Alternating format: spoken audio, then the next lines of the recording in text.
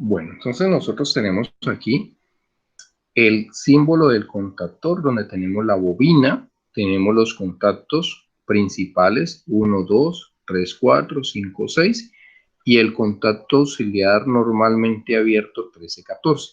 Esto es la simbología. Vamos a observar este diagrama en el cual encontramos esto mismo que está allí, pero ya en una representación un poco más explícita. Entonces tenemos la bobina, la cual está puesta sobre el núcleo. Miren que este núcleo tiene como una especie de forma de I.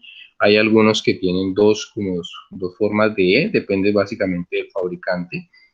Y acá lo que nos quiere mostrar esta línea de puntos es que eso existe una unión mecánica de los contactos. ¿Qué quiere decir?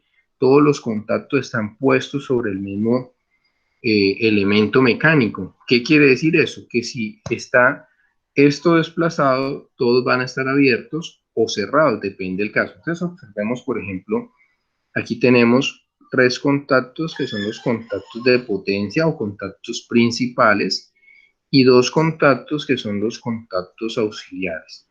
Cuando están en esta posición, están abiertos. Entonces, mire que tengo un primer contacto principal abierto, igual el segundo, igual el tercero, igual este normalmente abierto, pero este está cerrado.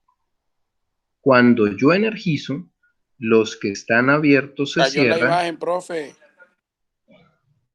¿Los demás están viéndola, muchachos? Sí, sí, está viendo, profe. Sí, creo que es problema de conexión, Benítez. Igual estoy grabando la sesión y yo les comparto en un rato el link para que lo puedan observar. Bueno, eh, listo. Bueno, Entonces, señor. ¿listo, Benítez? Bueno, señor, bueno, señor. Vale, vale. Bueno, entonces tenemos allí que cuando él está en reposo, estos abiertos y este está cerrado. Cuando se energiza, entonces él va a desplazar todo esto hacia la izquierda. Observen que los abiertos se van a cerrar y los cerrados se van a abrir. Por eso en la simbología hablamos de normalmente abiertos, NO, normalmente cerrados, NC. ¿Hasta allí está claro o tenemos alguna duda? Entonces mencionábamos las partes principales del contactor, que son las que estábamos viendo en esta figura. Tenemos la carcasa, el circuito electromagnético, los contactos principales y auxiliares. Normalmente, casi todos los contactores vienen con un contactor normalmente abierto auxiliar, perdón, con un contacto normalmente abierto auxiliar y algunos traen el cerrado. Pero casi el estándar es 3 principales abiertos y un auxiliar abierto, como de pronto el de este fabricante que estamos mostrando aquí en internet, que este que tenemos allí, de este fabricante, ¿no? Podemos tener gran variedad de fabricantes como los que hemos mencionado anteriormente. Bueno, muy bien, continuemos. Aquí en esta parte de la guía nos va explicando ítem por ítem las partes principales del contactor. Ese lo lees tú detenidamente, lo lees despacio, para que te quede claro pues toda esa parte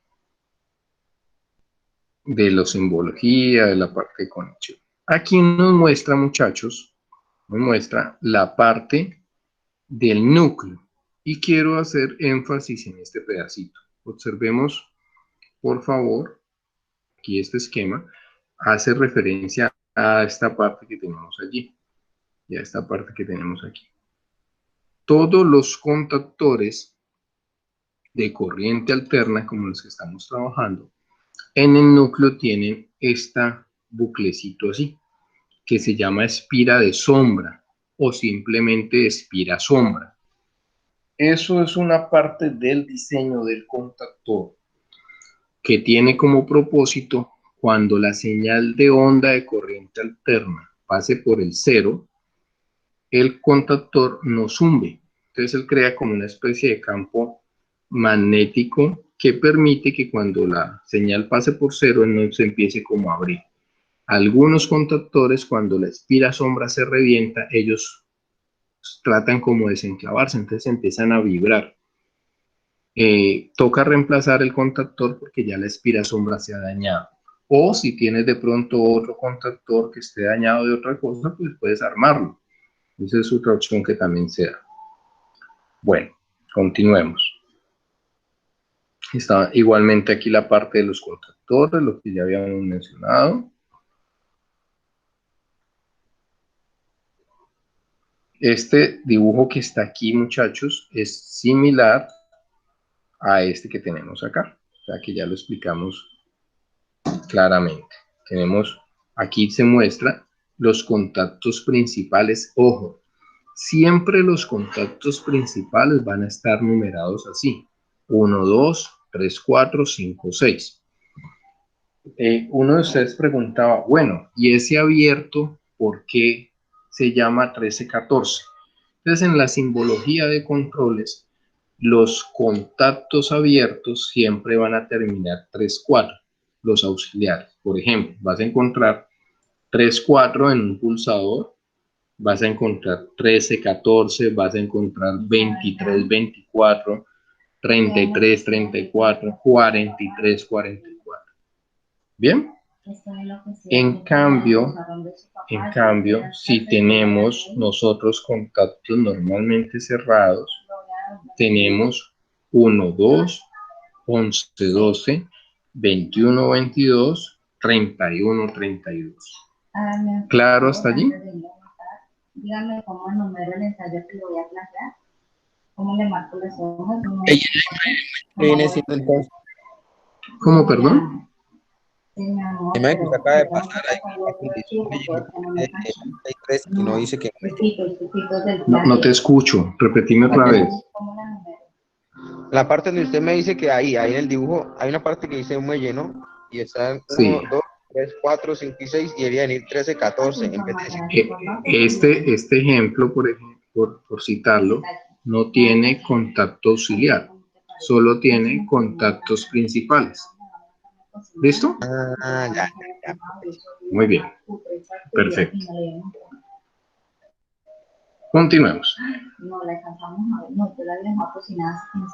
Continuemos. Tenemos aquí, esta parte es muy importante que la lean, muchachos. Son los tipos de cargas y tipos de contactores que podemos encontrar. Entonces hay contactores AC1, contactores AC2, contactores tipo AC3 y contactores tipo AC4. Usted se lee esta parte que corresponde y es básicamente cuando yo voy a seleccionar. La verdad es que la competencia de ustedes es de instalar y conectar, o sea, ustedes no van a tener que seleccionar, pero es bueno que en algún momento determinado lo sepan hacer. Entonces se leen este pedacito que está aquí. ¿Listo? Entonces, acá nos da los criterios que yo debo tener cuando voy a elegir un contactor. Muchachos, una pregunta, ¿en el drive de ustedes esta información ya está colgada o falta subirla? No recuerdo. Igualmente yo reviso. Señor. Usted la subió. Sí, bueno, mejor entonces. Creí que no la tenía. Entonces este material lo trabajan ustedes para que lo lean. Quiero ahora que miremos la parte de la simbología. Esta simbología que estamos utilizando es sistema europeo. Hay también sistema americano. Son muy similares, son muy fáciles. Si usted aprende a trabajar bien el europeo, puede trabajar el americano o al revés. Si trabaja el americano, puede trabajar el sistema europeo. Nosotros, porque los que tenemos físicos son sistema europeo, entonces vamos a usar sistema europeo. Entonces, la simbología es esta que ustedes tienen allí. Esta simbología es muy importante que la sepan trabajar, que se la sepan entender, que usted sepa qué es esto 13-14, qué quiere decir esto. O sea, es importante que la simbología te la aprendas. Y viene ahora aquí ya la parte de cómo van representados los diagramas. ¿Cierto? ¿Cómo van representados los diagramas? Antes de pasar a esta de los diagramas, quiero devolverme a unas imágenes que tengo acá. Entonces, permítame un momento. Hola, ¿me escuchan? No Sí, escucho señor, nada. te escuchamos. No, esto no escucha. Los demás compañeros están escuchando, solo es Benítez que tiene problemas de conexión. Yo Yo escucho escucho, la pregunta, profe. ¿me escucha hecho? Yo creo que es problema de internet del compañero. No, no escucho nada, Dios mío. Ah.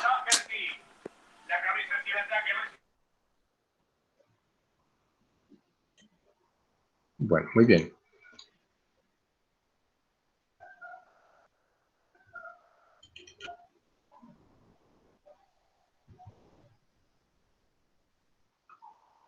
Esta no es la imagen que quiero. Deme un momento, por favor.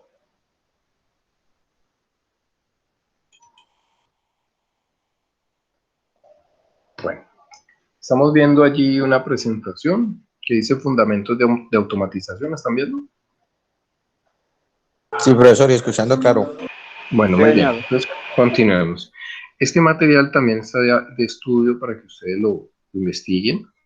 Tenemos unas definiciones de automatismo, tenemos fases de automatismo. Bueno, esa parte por ahora no nos interesa. Lo que quiero es que entendamos que en los sistemas de control vamos a encontrar como dos grandes, un sistema lo puedo ver como en dos grandes grupos, por decirlo así, o en dos grandes circuitos. Un circuito que se va a llamar circuito de mando, también se le va a llamar, es posible que en algunos textos lo llamen circuito de control o también lo llamen circuito auxiliar, ¿cierto? Ese es uno. Y va a haber otro diagrama que se va a llamar circuito de potencia. Entonces quiero es que nos familiaricemos un poco con los elementos que vamos a encontrar en un circuito de control y en un circuito de potencia. Entonces tenemos allí los pulsadores, ¿sí? Ojo a esto. La diferencia entre un pulsador y un interruptor es que el pulsador usted necesita tenerlo sostenido para que él trabaje. El interruptor simplemente usted lo acciona y queda sostenido. Ejemplo, un interruptor es el que yo tengo en un bombillo en una habitación y el pulsador es el que yo tengo en un botón de un timbre, ¿cierto? Esa es la diferencia. Pulsador es el que yo tengo en un botón de timbre, que necesito tenerlo presionado para que él suene. Y el interruptor, pues, es el que tengo en una habitación para prender la luz. ¿Me entienden eso, muchachos, hasta allí? Entendido, profesor. Uno es El uno necesita estar sostenido, necesita estar presionado. Entonces, observen aquí unos simbolitos que van apareciendo, muchachos. Tenemos, miren el verde, que lo vamos a llamar Start, o botón de arranque, como lo quieras llamar. El Stop, o el pulsador de parada. Y observen los símbolos. El Start siempre es normalmente abierto. Miren los números, 13, 14. Y el pulsador cerrado, 21, 22. Observen que cuando yo lo presiono, se cierra, y al revés, cuando yo presiono, esto se abre. Este último se llama pulsador conexión-desconexión, que tiene los dos servicios. Tiene un contacto normalmente abierto y tiene un contacto normalmente cerrado. Estos son los pulsadores. Acá tenemos un interruptor, que es, la gente le llama a esto pulsador cabeza de hongo. Es normalmente un interruptor de parada de emergencia. Se utiliza en las máquinas para parada de emergencia. Su nombre correcto es pulsador con enclavamiento. Y ahí está el símbolo. Toda esta información ustedes la tienen para que la estudien. Sí, claro, dime. Por ejemplo, yo he visto interruptores que tienen como, o sea, que se pueden oprimir como dos veces hacia adentro y pues luego se devuelven. O sea, Son un tipo de interruptor de enclavamiento. Son un tipo de interruptor de enclavamiento para ciertas aplicaciones. ¿Listo? Listo. Instructor, Vale. Sí, señor, instructor, dígame. tiene que Te ver escucho, te también escucho. mucho, tiene que ver mucho también el color, ¿no? Sí, claro. El rojo el parada y el verde encendido. Correcto. El color viene estandarizado, sobre todo en la parte de automatización.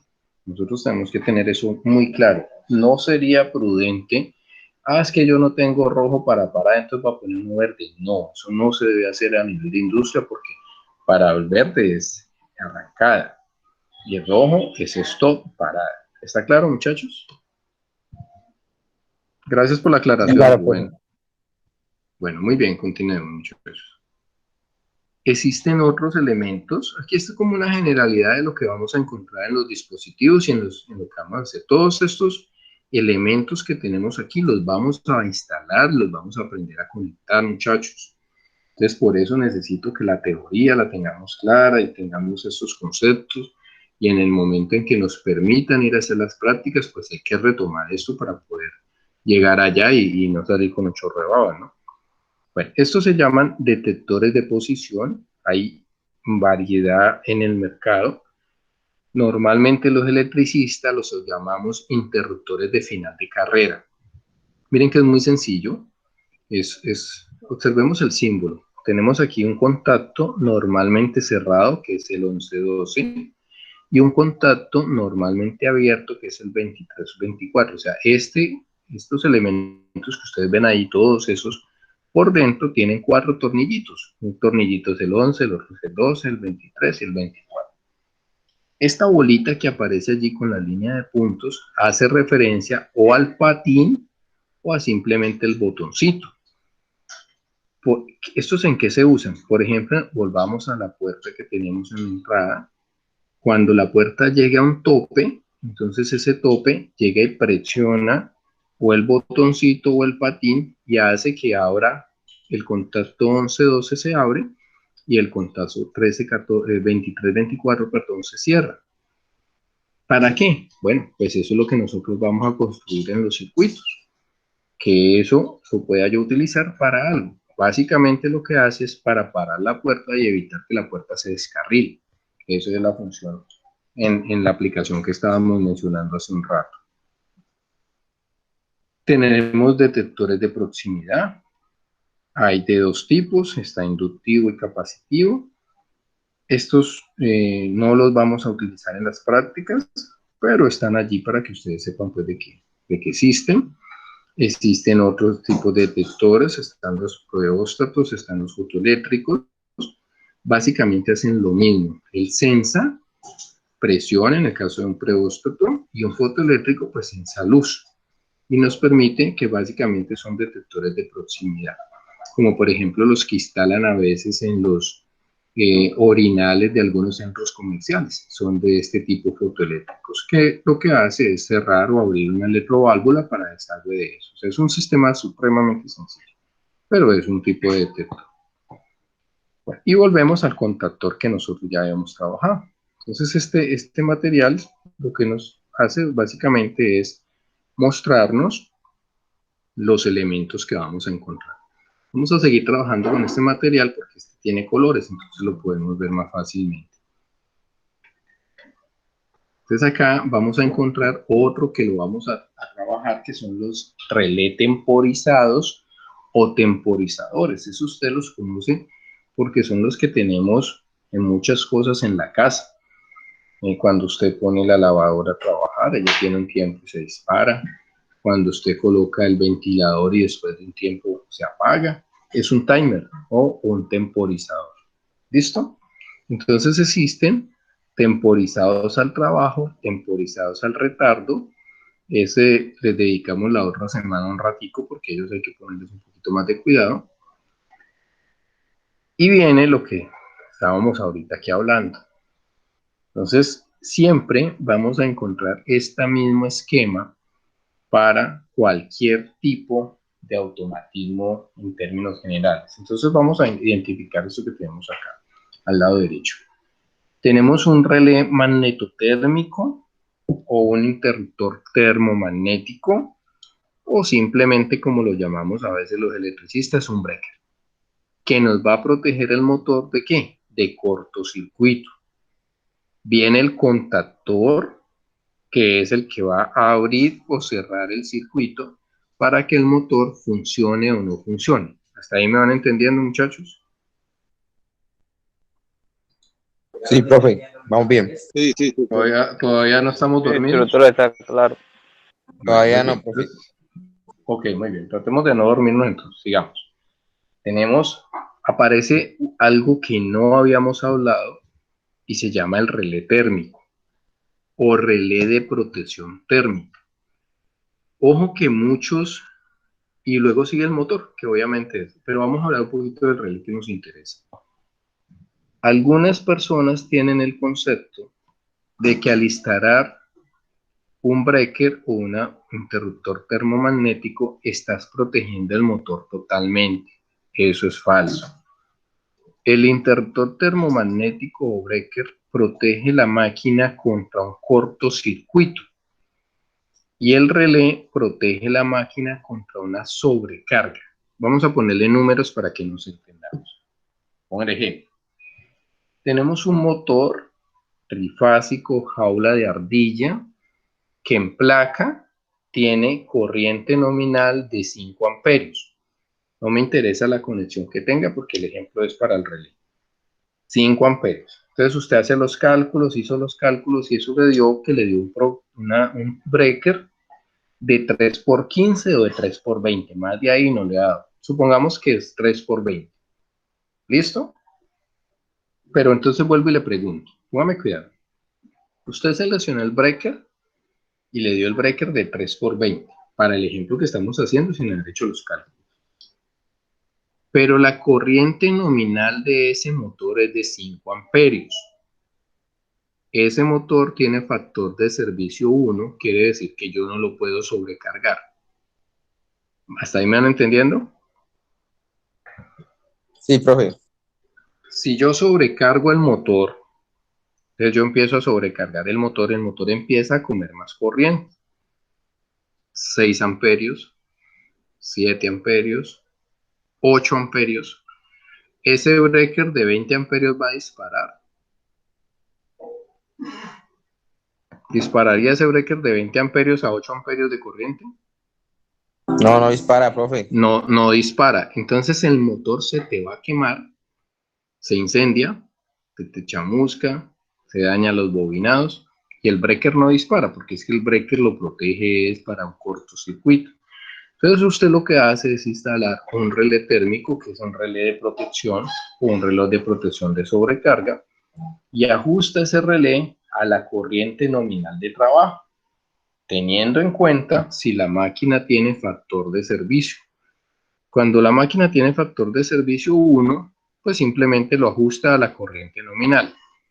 Si ella tiene un factor de servicio mayor, entonces nosotros le ponemos y lo ajustamos de acuerdo a la necesidad que tenemos ahí. Eso lo hacemos cuando vamos a hacer la práctica, yo les indico cómo hacerlo. Ahora viene allí, esto mismo que está allí, esto es lo físico, lo que nosotros veríamos. Y nosotros lo representamos de esta manera, que es el circuito de potencia. Pues mire que ahí aparece esto mismo que tenemos aquí, muchachos, pero en una partecita que es la parte de potencia. ¿Quién se está conectando ahora? Queda la... Bueno. Y también lo puedo hacer, no. Y otra parte la represento en el circuito de control. Entonces miren que esto que se ve físicamente de esta manera va a tener, digamos que dos representaciones. Una que es la parte del circuito de potencia y otra parte que es el circuito de control.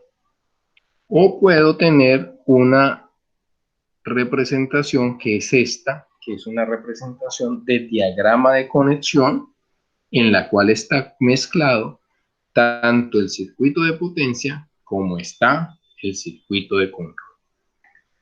Bueno, muy bien.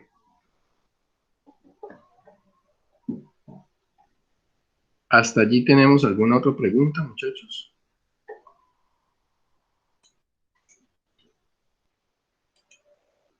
No, profe, ahí vamos. Vamos bien.